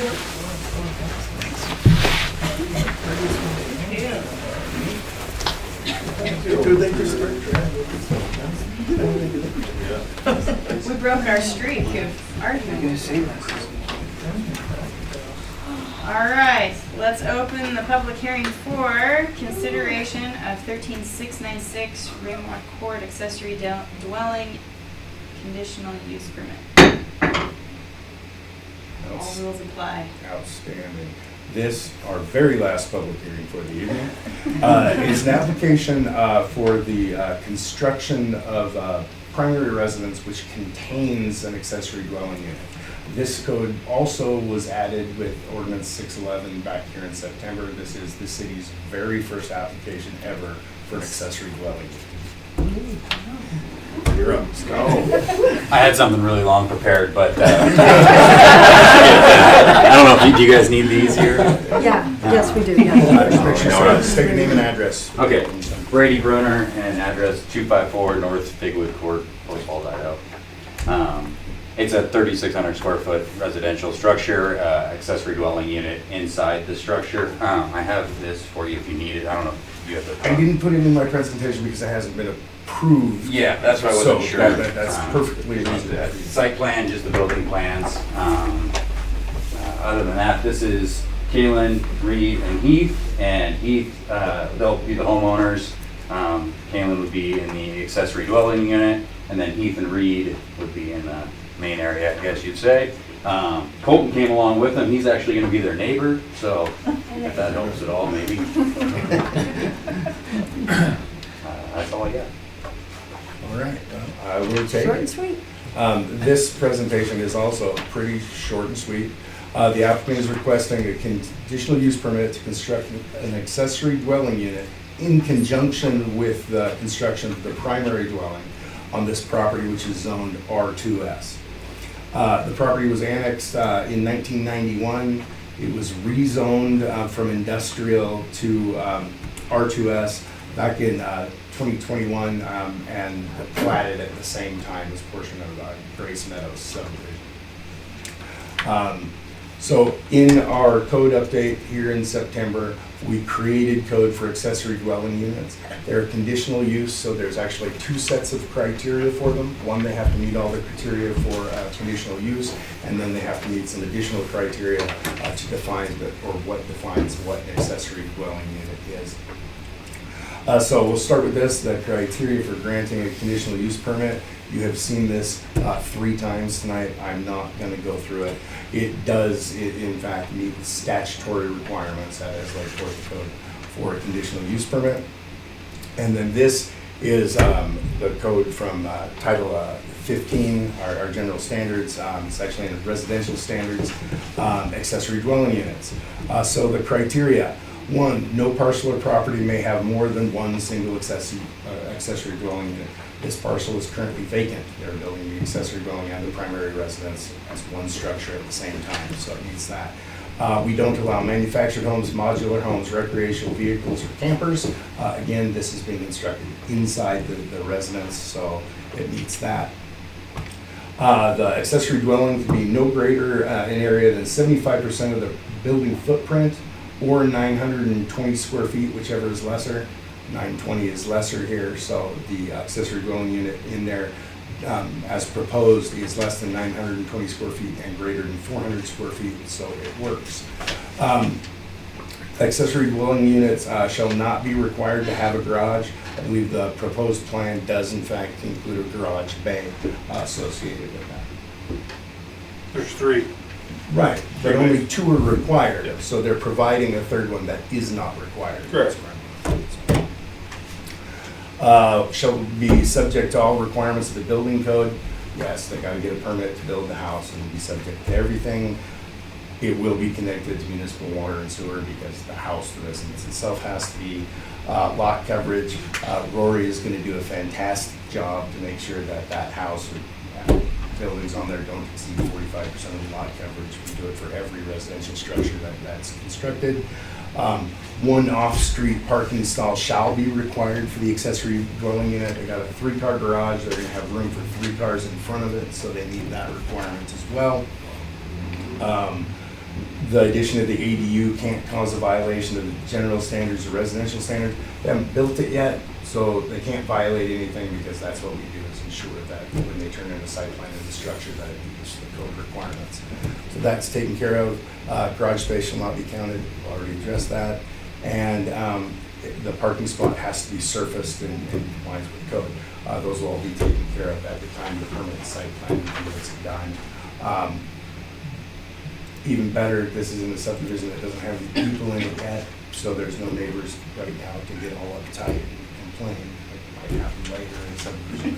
We got one right here. Section. Oh, we got the neighbor. Yeah, the neighbor, sorry. Where's the map? Oh, sorry. Well, there's the map. Yeah, that tells me a lot. Hold on, Larry. Storage units is Lord.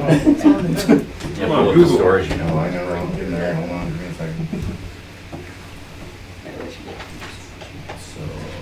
It is just south of where we were talking about for the storage units. I'm too far in the wrong direction. So There it is, right there. this is the storage units we were just talking about. So this is Grace Meadows. It's this Okay. lot right there. I mean, you stay on the corner there.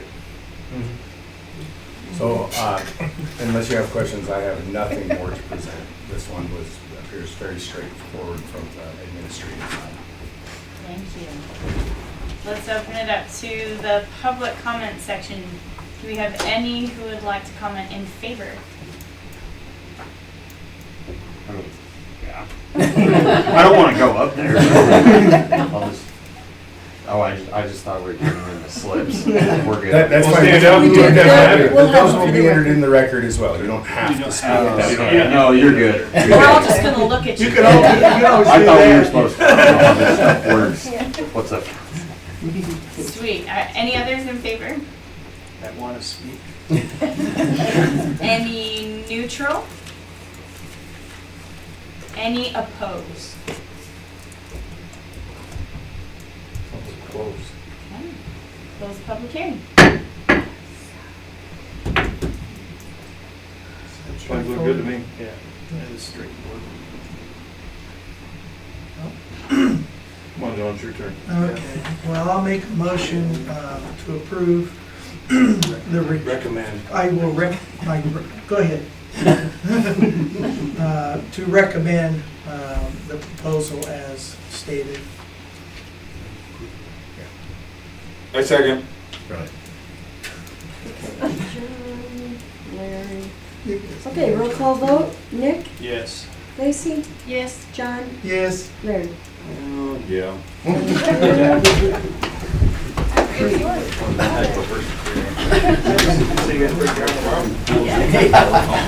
right, meeting closed. Wait, is 2 building this? Yeah. Then no. Yeah. We gotta go Brady. next week, because they make the decision, man. recommendation. Yeah. That's all we, So, I'll do these next